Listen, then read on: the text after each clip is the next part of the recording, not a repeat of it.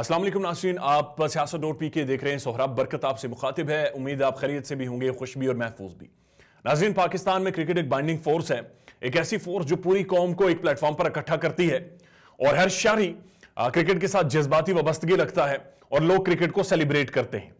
2009 में जब क्रिकेट को पाकिस्तान से खत्म कर दिया गया, उसके बाद पाकिस्तान सुपर लीग का आगाज किया गया और पाकिस्तान सुपर लीग ना सिर्फ एक पाकिस्तान का सबसे बड़ा इवेंट है बल्कि एक फेस्टिवल की हैसियत रखता है। पूरा पाकिस्तानी इसके साथ जुड़ जाता है, बल्कि रियासती सतह पर बैनुल-अक़वामी दुनिया में पाकिस्तान का तारुफ है। पाकिस्तान का एक स्टेट नैरेटिव है जो कि पीएसएल के थ्रू दुनिया में पहुंचाया जाता है कि पाकिस्तान एक पुरअमन मुल्क है। हमने देखा है कि पीएसएल के 6 एडिशंस में दुनिया भर के खिलाड़ियों ने हिस्सा लिया, वो पाकिस्तान में भी आए खेलने और पाकिस्तान का जो ब्रांड है पीएसएल वो अब पाकिस्तान में हैपन हो रहा है। 27 जनवरी से 7वां एडिशन पाकिस्तान सुपर लीग का शुरू किया जा रहा है, उसे कंट्रोवर्शियल बनाने की एक बाकायदा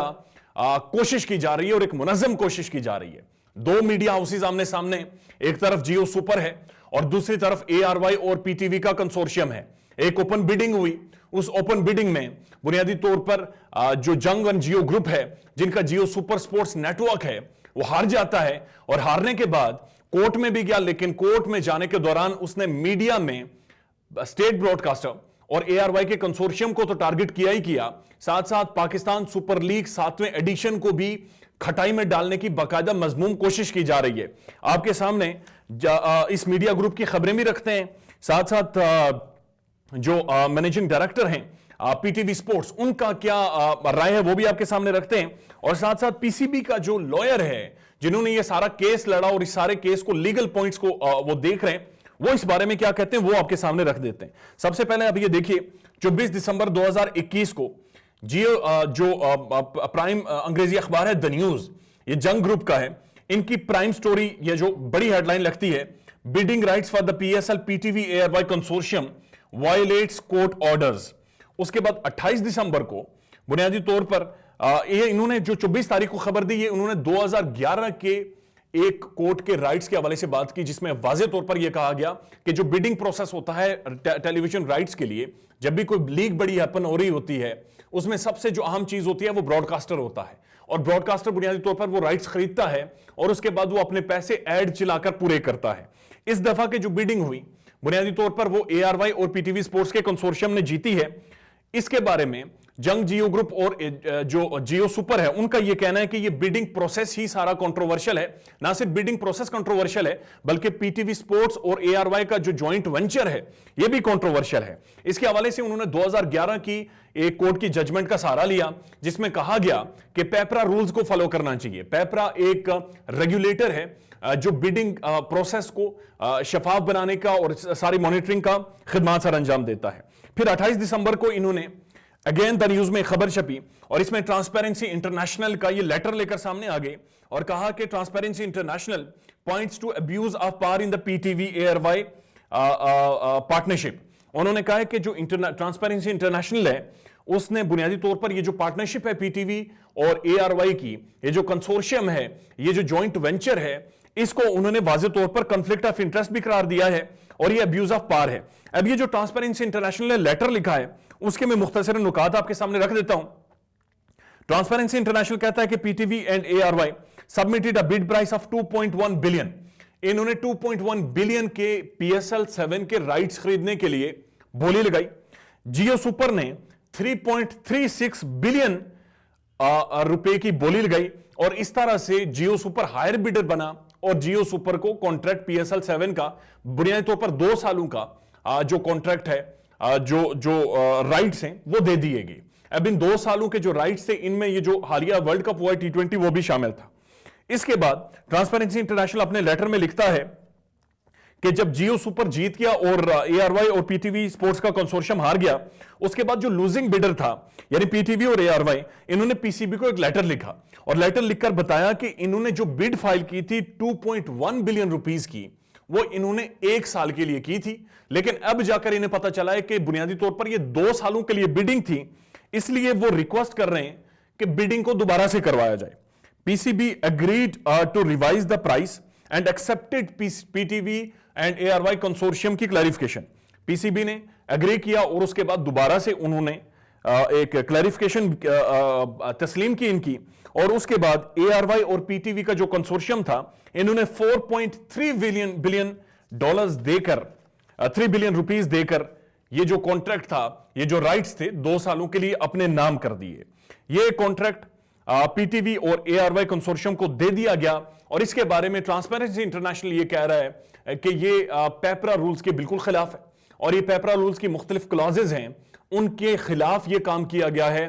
کیونکہ پہلے ہی جو ایک ہی بار بیڈنگ ہونی تھی، اور یا تو بیڈنگ پروسیس کو ہی سب کو کینسل کر دیا جاتا، اگر بیڈنگ ہو گئی تھی اور جیو سپر جیت گیا تھا تو اس کے بعد دوبارہ سے بیڈنگ شاید نہیں ہو سکتی تھی. اس کے بارے میں جو مینیجنگ ڈائریکٹر ہیں P T V sports doctor Nauman Niaz صاحب، ہسٹورین بھی ہیں، brilliant sports analyst and encyclopedia انہیں کرکٹ کا کہتے ہیں، جنہوں نے اس بنیادی طور پر یہ سارا کانٹریکٹ کیا تھا اور اس کنسورشیم کا حصہ رہے، وہ اس کے بارے میں کیا کہتے ہیں پہلے وہ سن لیں. انیشیٹو لیا گیا پبلک پرائیویٹ پارٹنرشپ کا، اس کے پیپرا کے مطابق ہم نے ایک ایکسپریشن آف انٹرسٹ دیا، یعنی کہ ٹینڈرنگ کی، اور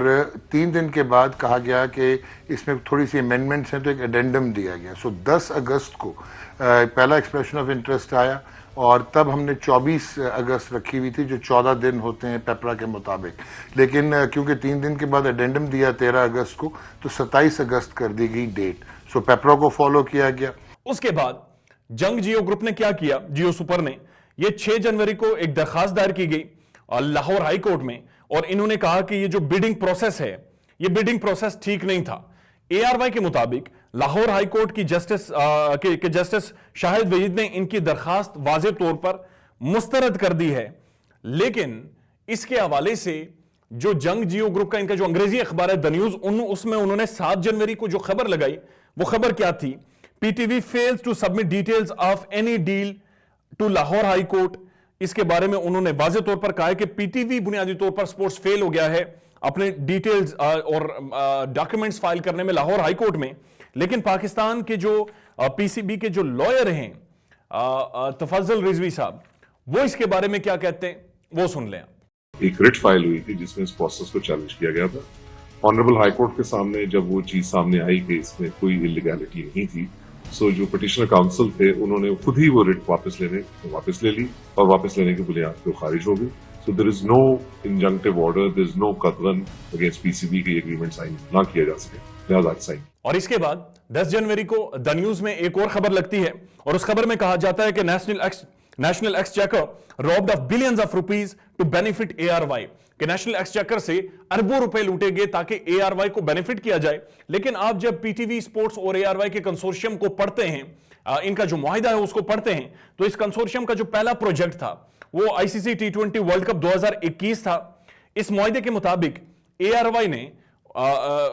جو پیسے خرچے ہیں وہ 60% لاگت اے آر وائی نے برداشت کی ہے، جبکہ صرف 40% لاگت پی ٹی وی سپورٹس نے برداشت کی ہے. اب جو یہ لاگت لگانے کے بعد جو پروفٹ تھا، 60% profit P T V sports کا تھا، یعنی پی ٹی وی کا تھا، جس نے خرچے صرف 40% تھے، جبکہ 40% پروفٹ اے آر وائی کا تھا جس نے خرچے 60% تھے. تو اس سے سوال ہی نہیں پیدا ہوتا کہ بنیادی طور پر ایکسچیکر کے بلینز آف روپیز ضائع گئے ہوتے، یا بلینز آف روپیز کی کرپشن کی ہوگی یا خرد برد کی ہوتی. اس کے بارے میں director P T V sports doctor Nauman Niaz کیا کہتے ہیں وہ سن لیں. انٹرنیشنل جو ہے پاکستان پروبیبلی ان کو مس گائیڈ کیا گیا، اور ہم لوگوں کے پاس بھی لیٹر آیا جس کا ہم جواب ان کو بھیجیں گے. پیپرا رولز ایبسولوٹلی فالو کیے گئے. جی میں آگے آ رہا تھا کہ پھر ایویلویشن کمیٹی بنی ایک ان ہاؤس، اس کے بعد شارٹ لسٹ کیے گئے جو اپلیکنٹس تھے، اور انٹرسٹنگلی جو اس وقت گروپ اور چینل جو ہے وہ یہ پروپیگینڈا کر رہا ہے، وہ اس میں انہوں نے حصہ ہی نہیں لیا تھا، بلکہ ایک میڈیا ہاؤس تھا جو کہ آیا تھا، اور اس میں ایئر وائی کا جو ہے آبویسلی ایئر وائی کمیونیکیشنز نے بھی اپلائی کیا تھا. اور اس کے بعد شارٹ لسٹنگ ہوئی، پراپرلی نمبر مارکنگ ہوئی، اور دین اگین ری ایویلویشن کی گئی، اور پھر 14 دن دیے گئے، اور 16 ستمبر کو یہ کنسورشیم بنا. اور یہ صرف اے آر وائی کے ساتھ کمیونیکیشنز کے ساتھ نہیں تھا، اس میں ایک میڈیا ہاؤس بھی شامل تھا جو کہ گروپ ایم، ایک ملٹی نیشنل. ایک چیز ارشد اور ایڈ کرنا چاہوں گا کہ اس سے پہلے تک جو پی ایس ایل کے 6 سال رائٹس حاصل کرنے والے وہ صرف میڈیا ہاؤس تھا. یہ پہلی مرتبہ پراپر سپورٹس براڈ کاسٹرز نے رائٹس اٹھائے ہیں جن کی ڈومین ہے. اگر سمپلی ایک میڈیا ہاؤس یہ رائٹس لیتا رہے تو وہ کانفلکٹ آف انٹرسٹ کے زمرے میں آتا ہے. سو پیپرا رولز 110% فالو کیا ہے. اس کے بعد ڈاکٹر نعمان نیاز صاحب پھر کہتے ہیں کہ ٹرانسپیرنسی انٹرنیشنل کو بنیادی طور پر مس گائیڈ کیا گیا ہے، ان کا لیٹر ہمیں موصول ہوا ہے اور ہم اس کا جواب دیں گے، مکمل پیپرا رولز کو فالو کیا گیا ہے۔ ساتھ ساتھ ڈاکٹر نعمان نیاز صاحب نے یہ بھی کہا کہ جنگ گروپ اس وقت پروپیگنڈا کر رہا ہے، اس گروپ نے بنیادی طور پر بولی میں حصہ ہی نہیں لیا تھا، بلکہ ایک میڈیا ہاؤس تھا، صرف وہ آیا تھا۔ اور اس کے بارے میں جو پی سی بی کے لوئر ہیں تفضل رضوی صاحب، وہ کیا کہتے ہیں وہ بھی سن لیں آپ۔ وہ کہتے ہیں جیو نے بولی ہی نہیں جمع کروائی، تو انہیں مسئلہ کیا ہے سن لیں۔ گئے تھے وہ یہ تھے کہ جیو تو اس میں پارٹیسپیٹ ہی نہیں کر رہا، اور جو اس کے اوپر سپیریئر کورٹس کی اور ہماری جو اسٹوڈنٹس ہے وہ بڑی کلیئرلی یہ کہتی ہے کہ اگریوڈ پرسن، وہ آدمی یا وہ اینٹی جو اگریوڈ ہو وہی پارٹیسپیٹ کر سکتی ہے ان کورٹ پروسیڈنگز۔ یہاں پر پرابلم یہ تھا کہ جب عدالت نے سنا تو عدالت نے کہا کہ ایک اینٹی اسٹیٹ اینٹی ہے وچ از پی ٹی وی سی، تو دیئر فور میں ان کا ایٹ بیسٹ کیس جو ہے وہ وسل بلور کا ٹریٹ کرتا ہوں کہ یہ اس طرف ہماری